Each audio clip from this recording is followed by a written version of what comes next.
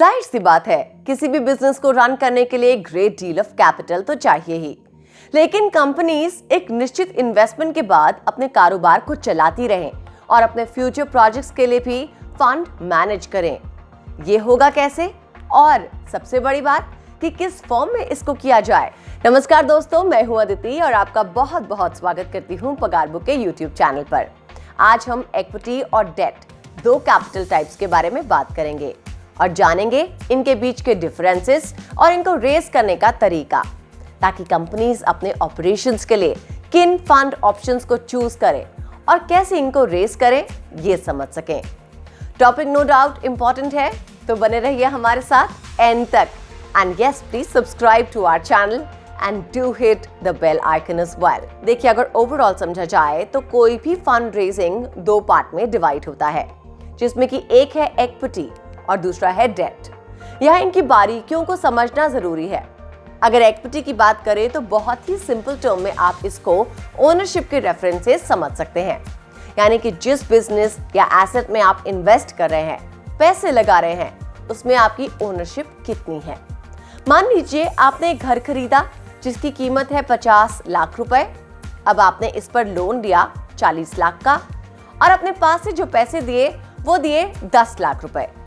तो इक्विटी को समझने के लिए यहाँ आपका एसेट हो गया 50 लाख का, डेट यानी कि लोन हो गया 40 लाख और आपकी इक्विटी हो गई 50 लाख माइनस 40 लाख यानी कि 10 लाख।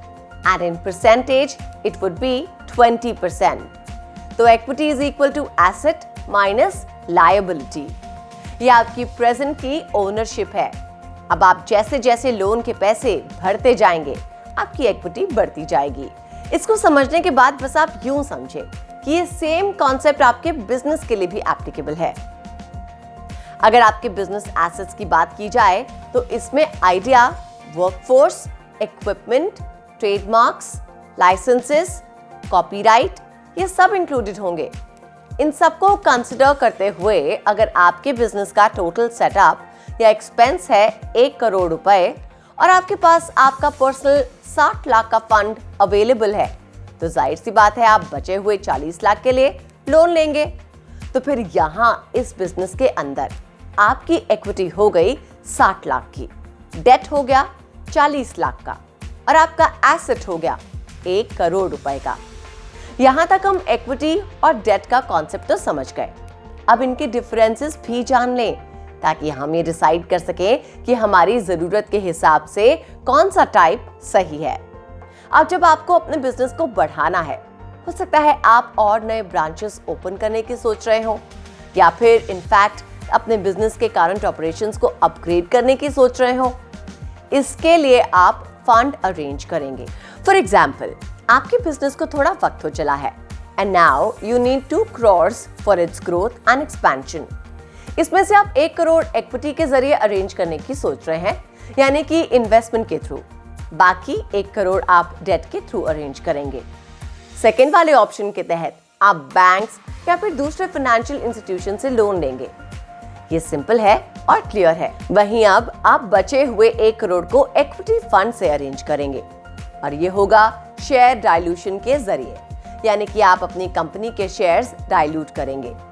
देखिए, मान लिया आपने अपने बिजनेस की करंट इवैल्यूएशन 10 करोड़ की लगाई है। ये 10 करोड़ की कीमत आपके बिजनेस की 100% की ओनरशिप के अगेंस्ट है। इसके बाद अब आपने 10 नए इन्वेस्टर्स ढूंढे और उनको 10 लाख पर इन्वेस्टर के अगेंस्ट 1% शेयर की ओनरशिप दे दी। ऐसे में 10% शेयर बेचकर आपने 1 करोड़ रुपए फंड अरेंज किया और अब प्रमोटर, यानी कि आपके पास कंपनी की इक्विटी का 90% रह रहा है। इस केस में आपको ये पैसे इन्वेस्टर्स को कैश के तौर पर लौटाने की जरूरत नहीं। आने वाले वक्त में जैसे जैसे आपके कंपनी के शेयर रेट्स बढ़ेंगे, वो उनको बेचकर अपना पैसा वापस ले सकते हैं। लेकिन यहीं डेट की बात की जाए तो आपको वो पैसा बैंक को इंटरेस्ट के साथ लौटाना पड़ेगा। ये पहला डिफरेंस है इक्विटी और डेट फंड रेजिंग का। मतलब कि आपको इक्विटी के पैसे डायरेक्टली इन्वेस्टर्स को लौटाने की जरूरत नहीं है। अब अगर हम बैलेंस शीट की बात करें तो सेम इक्वेशन यहाँ भी आ जाती है, जो है asset is equal to equity plus liabilities. अब आप यहाँ एक चीज और समझें कि आपने अभी अभी जो 1 करोड़ रुपए इक्विटी फंड रेज किया है वो आप पब्लिक और प्राइवेट दोनों ही तरीके के इन्वेस्टर्स से रेज कर सकते हैं। प्राइवेट कैटेगरी के तहत आप फ्रेंड्स, फैमिली इनसे भी फंड रेज कर सकते हैं। वहीं पब्लिक तौर पर आप स्टॉक मार्केट से भी पैसे अरेंज कर सकते हैं। तो हमने यहाँ ये तो जान लिया कि ओनरशिप के तहत आपके फर्म में इक्विटी और इन्वेस्टर्स भी पार्ट ओनर्स बन जाते हैं। यहाँ जैसे जैसे आपकी कंपनी ग्रो करेगी वैसे वैसे उनको रिटर्न्स मिलेंगे। लेकिन डेट के अंदर क्या होता है, आपकी ओनरशिप डाइल्यूट नहीं होती है। आपने जो भी पैसे अपने लेंडर से लिए हैं वो आप उनको इंटरेस्ट के साथ वापस कर देंगे और उनकी आपके कंपनी के अंदर कोई ओनरशिप नहीं होगी। अब अगर रिटर्न्स की बात की जाए तो इक्विटी के अंदर इसकी कोई लिमिट डिफाइन नहीं है। ये 0% टू अनलिमिटेड हो सकता है। मान लीजिए आपने अपने कारोबार में इक्विटी फंड के 1 करोड़ रुपए लगा दिए। आगे चलकर आपकी कंपनी की ग्रोथ अच्छी हो जाए और इसकी इवैल्यूएशन बढ़कर 50 करोड़ रुपए हो जाए तो ऑब्वियस है आपके शेयर्स के रेट बढ़ेंगे और आपका प्रॉफिट भी बढ़ेगा। यहाँ रिटर्न इस बात पे डिपेंड करेगा कि आपने जहाँ इन्वेस्ट किया है वो किस तरीके की इंडस्ट्री है, किस तरीके का बिजनेस है। लेकिन डेट के सिचुएशन में रिटर्न फिक्स्ड परसेंटेज के हिसाब से ही मिलेगा। यहाँ बैंक ने आपको 12% रेट ऑफ इंटरेस्ट पर 1 करोड़ रुपए का लोन दिया है तो वो आपसे फिक्स्ड रिटर्न यानी कि 12 लाख रुपए पर एनम ही कमाएगा। इन दोनों के बाद जो तीसरा फैक्टर कंसिडर होगा वो है रिस्क का। इक्विटी के अंदर रिस्क काफी हाई होता है और इसी कारण से रिटर्न एक्सपेक्टेशंस भी हाई होते हैं। यहाँ इन्वेस्टर को रिस्क का अंदाजा होता है। उसे ये भी पता होता है कि अगर कंपनी बैंकरप्ट हो गई तो उसको 100% तक नुकसान हो सकता है। लेकिन हायर रिस्क के अगेंस्ट मिनिमम वो आपसे 30 से 40% रिटर्न एक्सपेक्ट करता है, जो कि मोस्टली केसेस में मिलता ही है। वहीं डेट के केस में रिस्क काफी लो होता है। आपको बैंक के पैसे पर ईयर विद इंटरेस्ट कैसे भी वापस करने हैं।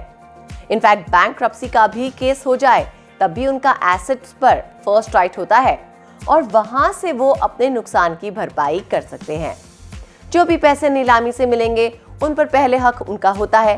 बाकी बचे हुए पैसे ही इक्विटी होल्डर यानी कि प्रमोटर को मिलते हैं। अब अगर इन्वेस्टर्स और लेंडर्स की बात करें तो किस तरीके के इन्वेस्टर्स या लेंडर्स होते हैं इक्विटी या डेट में? तो इक्विटी में आप पब्लिक यानी कि स्टॉक मार्केट, प्राइवेट इक्विटी जैसे कि वेंचर कैपिटल, एंजल फंडिंग या सेल्फ फंडिंग भी कर सकते हैं। वहीं डेट के केस में बैंक, फाइनेंशियल इंस्टीट्यूशंस के अलावा high net worth individuals, companies through debt bonds, government through debt bonds भी आपको पैसे लेंड करती है। समझा जाए तो डेट और इक्विटी के बीच मौजूद इन डिफरेंसेस को समझकर आप अपने कारोबार के लिए ये तय कर सकते हैं कि आपको किस तरीके की फंडिंग चाहिए। साथ ही हमने आपको इक्विटी और डेट के कॉन्सेप्ट पे भी क्लैरिटी दी है, जिससे कि आप इन दोनों टर्म्स की डिटेल से भी अवेयर हो चुके हैं। So to decide whether to go for equity और debt fund raising, consider these parameters and make your decision wisely. कैसी लगी आपको ये जानकारी? हमें कमेंट बॉक्स में जरूर बताएं। आप हमारे साथ क्वेश्चंस या अलग वीडियोस के लिए टॉपिक्स भी साझा कर सकते हैं। इस वीडियो को लाइक करें, शेयर करें और पगार बुक को सब्सक्राइब करें। नमस्कार दोस्तों।